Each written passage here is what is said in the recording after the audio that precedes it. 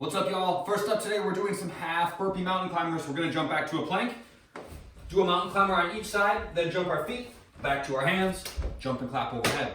After that, we're doing lateral squat steps. So I get into like an active squat hold, something like this, thighs about parallel to the ground, and I'm just gonna move side to side, okay? 7 steps one way, 7 steps back the other. Try to keep your thighs parallel to the ground as you go. Sit-ups are next. Lay down, you can use your arms on these, arms up overhead, throw your arms forward and sit up. Last, not least, jumping jacks for the workout. We're starting with a wonderful movement. It's called a devil press. The equipment version is going to use these things. So we're going to have dumbbells. Think of it as like a burpee on the dumbbells into a double arm snatch, a kettlebell swing, something like that. So there's a couple components here. The first of which is the burpee. So I'm just going to put one hand per bell. I'm going to drop down until my chest hits the ground. And then I'm going to come back up. I'll jump my feet wide of the bells. All right, so it looks like this. Hands plant. I jump my feet back, chest goes to the ground, and then I come back up and I jump my feet wide of the bells, okay? The next motion, think about hiking a football, okay? So the position of my back is that my hips should be lower than my shoulders. I'm going to hike both dumbbells back between my legs, then open my hips quickly and come all the way up to overhead in one motion. I almost fell over there. Did you guys see that?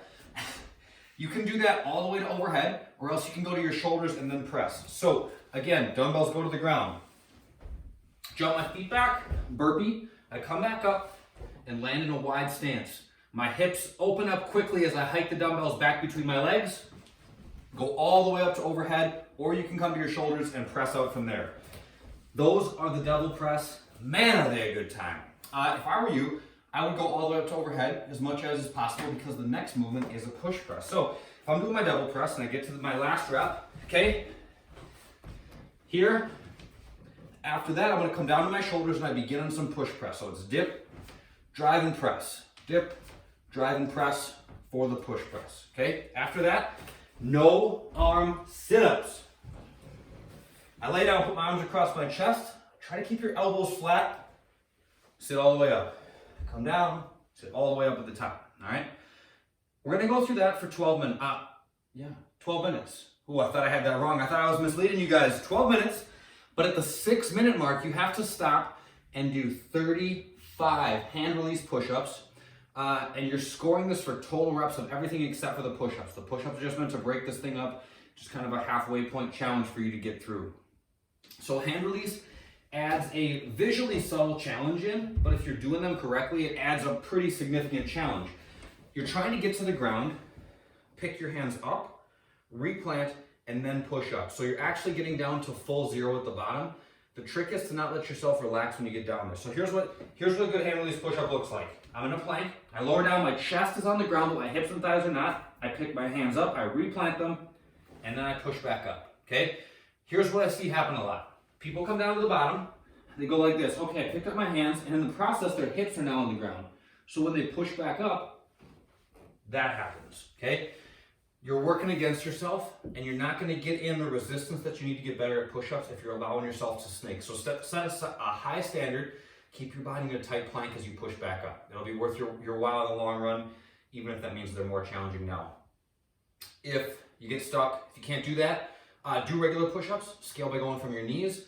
The typical push-up scaling that we use, putting books between your hands to elevate the ground, anything like that will work just as well. Okay, the bodyweight version, gonna be a similar format. We're gonna start with some odd object step-ups. So I got my laundry detergent here. You guys can use whatever works. I'm gonna hold this at my chest, step up on the right, step back down, then step up on the left, okay? If you have 2 of these things, you can hold them at your sides like so. Just add some weight to your body.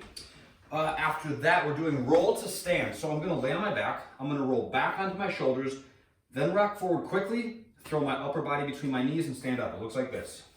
I roll back, plant my feet, get my upper body between my knees, that's key, okay? So when I come back up, watch my shoulders. So I'm here, shoulders come forward, okay? I gotta get my weight over my feet. So when you're doing these, think about getting your shoulders as far forward as you can. If you can't do them, go back to hollow rocks where you're just laying on the ground.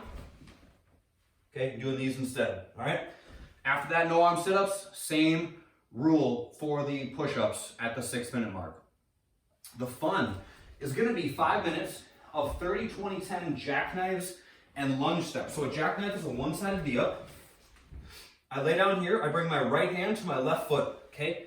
Then I switch, left hand to my right foot. I'm just going back and forth till I get to 30 reps. Then I stand up and I do 30 lunges. Okay, step out nice and deep, stand up and switch sides. If this doesn't, the goal is to try to keep moving through this thing. If you guys need to decrease the reps at all to make that happen, feel free, but we're going for 5 minutes. So you do 30 and 30, 20, 20, 10, 10. If you get done with that in 5 minutes, you start back over. We're working for 5. The mobility is going to be a wide legs up the wall stretch. So can't really demo this in here.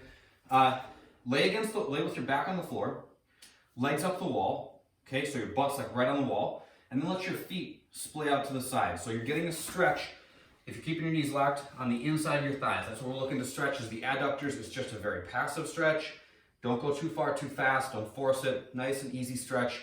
Every minute or so, let your feet walk another inch down the wall, and you will continue to get into a further position. That's that for today. See you guys in the next one.